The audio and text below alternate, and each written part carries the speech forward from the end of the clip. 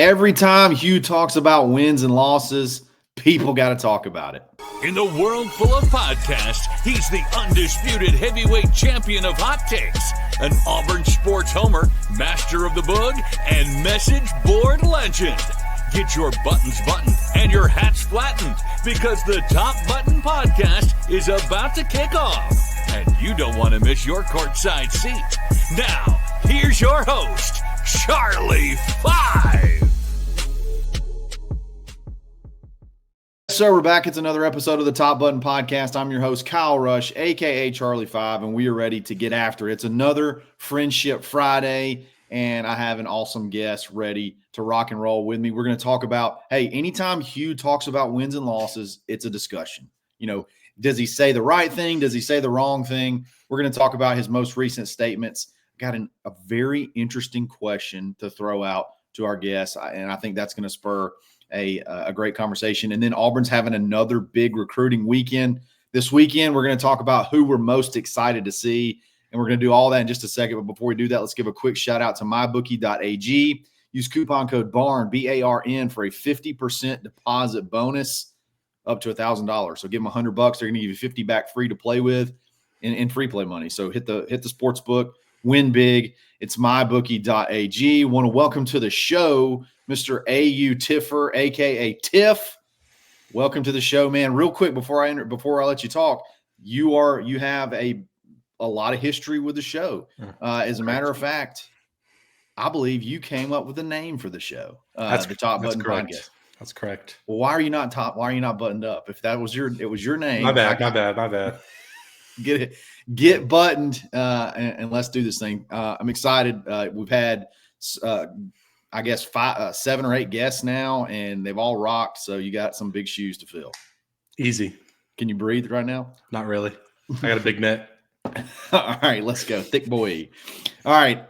Hugh makes some comments. Again, some people don't like them. Some people did. I want to pull it up really quick. He talked about, he was asked again about benchmarks for the season. How many games are you going to win? People can't seem to not ask Hugh. That seems to be the thing about, how many wins do you feel safe? How many wins do you feel pressure if you don't get to? And he had an interesting answer that's getting a little bit of conversation. When asked, what's the benchmark? What wins do you have to get to? He says, I don't get into that. You never know. Injuries and the way the ball bounces and all of that.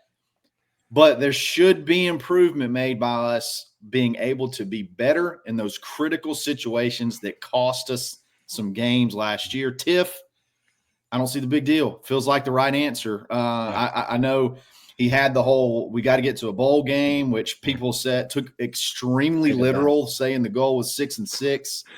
This doesn't seem that controversial to me. Yeah, I totally agree. It feels like anytime Hugh says anything about the win or loss totals, people are going to pick whatever side that they already have an agenda on. Oh, yeah. And I don't think that's any different this time around. I would say that with pretty much everything Hugh says. There's just, for whatever reason, there's a group of people, and maybe Hugh's earned this a little bit, but there's a group of people that are just going to be anti no matter what. And I think guys like you and me, we like to look a little bit more on the positive side of the things that Hugh says. But to me, that probably should have been the answer that he had the last go around. Yeah. Because there was no real right answer for him. Like if you say 8 or 9, everybody's like, oh, we're just trying to win 8 or 9 games. If you say 10 or more, you're saying, oh, you're being, you're not being realistic. And then if you say 6 or 7, you're like, oh man, we're doomed. It's just, there's no way to win in this scenario. And I think this was probably a better answer. Yeah, I totally agree. I think he definitely learned from the last time he answered this question 2 weeks ago, when everyone thought his expectation was us going to a bowl game. Yeah. Which, the lowest bowl game you can go to. 6-6. Like the Birmingham Bowl. Like that is our benchmark going forward. Yeah. So the one thing that I did like that he said here was there should be improvement made, being better in those critical situations that cost us games last year. And you and I were talking before we recorded.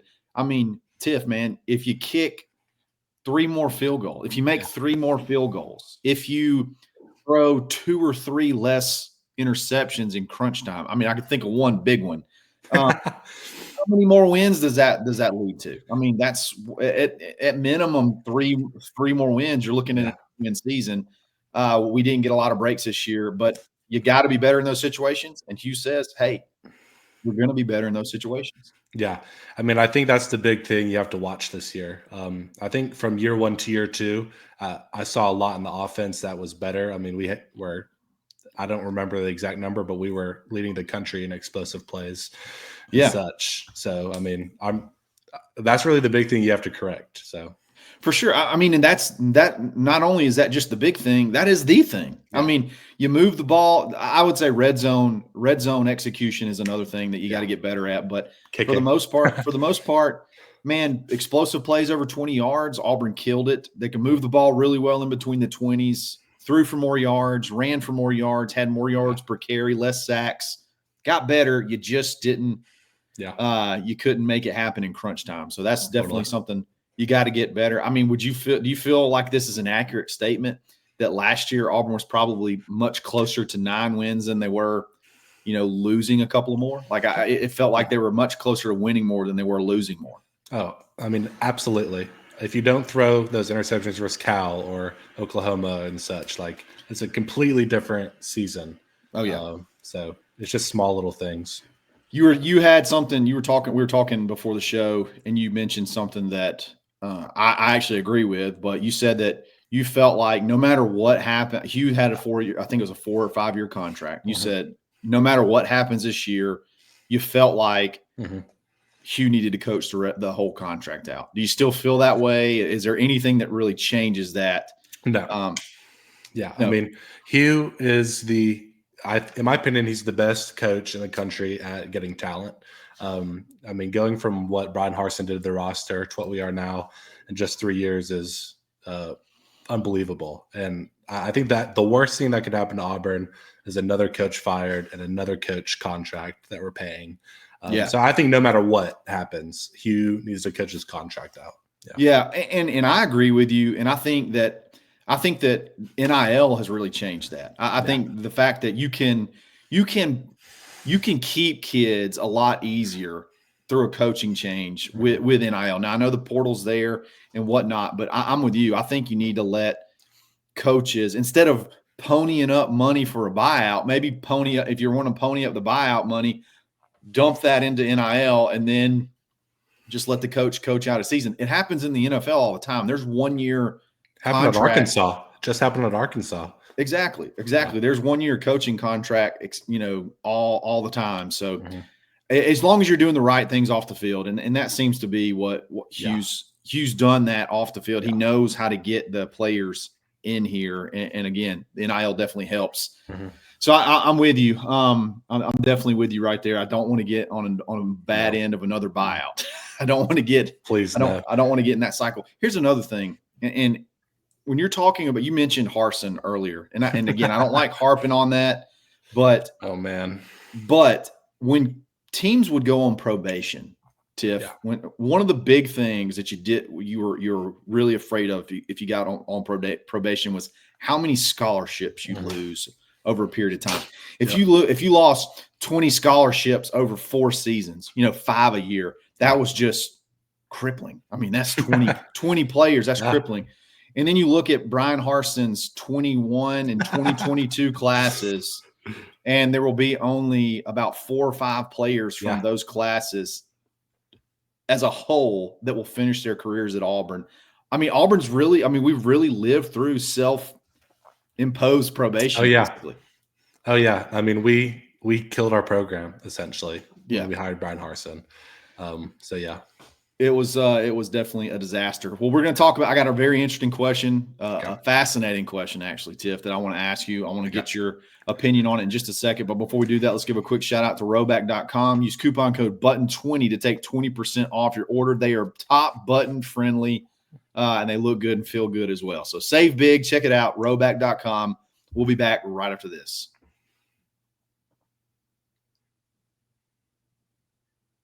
All right, the news was great 2 days ago. Tahaad Pettiford comes back. Auburn adds Philip Jovich. And the question was asked, and Tiff, I want to ask you this question. Okay. With Tahaad's return this year, which return over the last 2 seasons will end up being the most important for this Auburn basketball team? Broome's return last year or Tahaad's this year? I'd love to hear your thoughts on that. I had to like sit down when somebody asked me. I was like, man, that's a really, really good question. That's a great question. For me, I'm picking Tahaad just because of circumstances.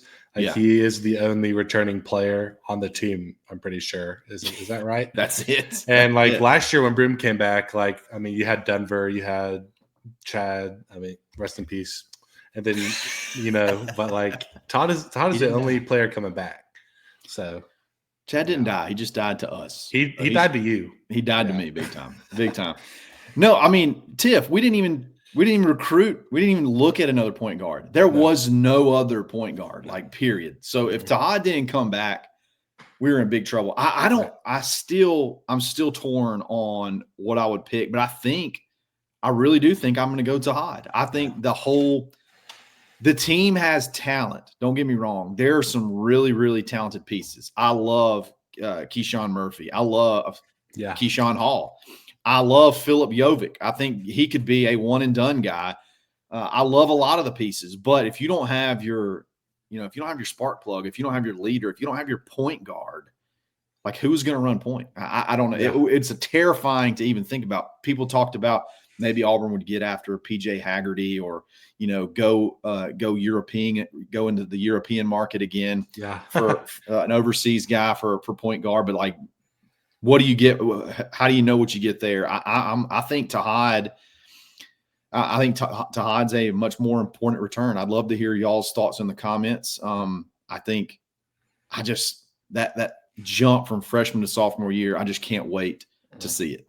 Yeah, I'm there with you, and I think he learned from a previous Auburn point guard that may have entered too early, and Sharif Cooper, and I think there's a lot of how mad is Sharif Cooper there right now? How mad do you think Sharif Cooper is about NIL? He's the maddest person playing it in the G League. I don't know. Sharif Cooper would have made $100 million easy in NIL. Easy. No, he would have easily made however many years left that he played. So if he would have, let's say NIL came on in his junior or sophomore year, he'd have made $2 million a year. Easy. And I don't know what he's making in the G League with some of he's had some two-way stuff. I don't know how many actual big time, the big games he's actually gotten into, if any, but man, you're talking about just coming on legitimately 1 year too early, 1 year too. He missed it by a year. Yeah. But I was looking at the slot values in the draft, and honestly, man, I'm gonna ask you this: how much do you think Tahaad can actually? You can only get so far with those measurables. You can be electric, you can be elite, but at the end of the day, you're still 6 foot. Yeah. In a league full of creative players. What's the realistic thought? Is it realistic that could Tahaad maybe be is there any chance he could be a more than just a one more year player? From a financial standpoint, it might make sense. Yeah, I think you've got to consider it. I think you will make more money at Auburn than you will testing the draft right now or going forward. So yeah, you're gonna have to be Trae Young level elite, which he could be. You got to get. You're gonna have to get upwards of top 20 to where you feel like you're comfortably gonna make more money than you would at Auburn, and that's gonna be tough. They like tall guys in the NBA. So it'll be interesting to see. I think he's probably only going to be here one more year unless there's some kind of disaster. But boy, oh boy, it's going to be fun to watch. Yeah. All right, let's talk recruiting, my man. Auburn's got a big recruiting weekend again this weekend. You have so many official visitors. It looks like you have at least 12 or 13 different official visitors, 2 commits. The rest are uncommitted. After, your first big weekend, you don't have any commits that come out of it. I know this NIL situation has really got people sort of uneasy or uncertain about what direction they want to go, what they can guarantee, what they can't. But we're not going to talk about that right now. We've got some headliners. We've got some big-time guys coming in. Who are you most excited to see or to hear about or hope that Auburn makes a move with this weekend? I'm excited for Landon Duckworth out of Jackson, Alabama. I like the idea of locking down the state again, planting your flag in the state like we did last class. So I'm all for the Alabama boys. Yeah, give me all the Alabama boys, especially since your other quarterback, Travis Burgess, just pulled the trigger and committed to North Carolina, and Bill Belichick a couple of weeks ago makes this visit that much more important. And he's a freak. He's a freak, man. He's a track star, a basketball star. I wonder if he'll enroll early and cut all that short this season. I know Jackson High School, I know, will be upset because they'd be going for another state championship in basketball as well as football and track as well. Very excited to see him. I tell you what, man, this guy I watched in the state championship. Auburn seems to have, a good lead for him. He's one of those guys that you don't really know exactly what you're getting because he plays small school ball, but he's just he can do it all. And that's Jaquez Wilkes from Wadley High School. 6'4", 218. He's listed as an edge.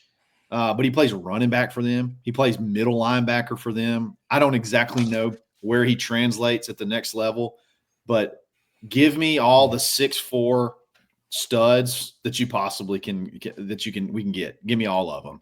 And that's another one, like you said, that's another in-state guy. Landon Duckworth, number 4. Jaquez Wilkes, number 6 in the state. You already got Hezekiah Harris coming in on his visit. He's number 7 in the state. You just keep stacking them up and have a really, really good chance to like you said, plant your flag in the state, make a statement that says, hey, this wasn't a one-hit wonder. We're taking over and we're going to keep it going. Anybody else in particular you're looking forward to see this weekend? Another one on my list is TJ White out of Jackson, Mississippi. He's a beast. Linebacker, another good linebacker prospect. You got to we need them bad. Like we need linebackers like bad. I agree. And I think if you could point to any position group that you're not 100% sold on, or you think there could be, some holes there, or it's just a very big show me position. Got to see it before I want to buy in. Linebacker definitely got a chance to. You need to keep adding studs there, and TJ White's definitely one. And you got another linebacker coming that Auburn really likes, Anthony Davis from Grayson High School. Your boy Kenyatta. My boy Kenyatta, my dog Kenyatta, is going to be all over. Your first love. I still get. Do you remember whenever I did a pod with Zach when he got hired? Oh yeah. And in the Locked on Auburn Discord, people just killed me over getting so excited over an off the field staff guy. They're like, you will gas up anything. You will gas up anything. I'm telling y'all, this guy's going to make a huge impact. You were on it, and he obviously has. And then along him and Will Redmond are a tandem. So big recruiting weekend. Hopefully, man, we can get some NIL settlement. We can get something. At least some sort of structure where we can push forward this. Now, I feel like we're in purgatory. We haven't had a commit in a while, and this was commit season last year. This is whenever Auburn started to really put their foot on the gas. Tiff, anything else, man, that you wanna touch on? I know you're a big Gus guy. I know you love Gus. I know he was right when you were in school and stuff like that. He was your guy. So do we want to talk about Gus at all? Yeah, I mean, I love Gus Malzahn. If you're seeing this, firing you is the reason why we were in purgatory with Brian Arson. Gus, if you're seeing this, yes, I mean, he watches every morning. There's no doubt. When you treat a good person like we just treated Gus Malzahn, you kind of get what you deserve. And That's going to fire some people up too. I know. I think we did. It will fire people up. Trust me. Or let me know what you think in the comments. How do you feel about the firing of Gus Malzahn? I particularly did like Gus as a person. I did kind of feel like I felt like we were sort of in purgatory a little bit. Go ahead. Let me say something. Okay. We could have been a 9 or 10 win team in 2021, I think, if the staff had stayed the same. And I think that changes things. So that's not a big what if. It's a big what if to me. That's not a bad take because you do have recruiting had started to kind of get weird, but you did have Bo, and I don't think you would have had. You probably could have had Bo for 2 more years. Like you would have had him for a while, and who knows what would have happened. But I will say, and I think you agree. I don't know that from an off the field standpoint, from a talent acquisition standpoint. And then in the past, what we've seen, I think there's an offensive edge that Hugh Freeze can bring. I think there could not be more of a perfect fit for Auburn if it can work. Yeah. So he's just got to make it happen this week. It will work. It will work. You're going to have to clean up those small things. And again, I think you're much closer to 8 or 9 wins last season than you were.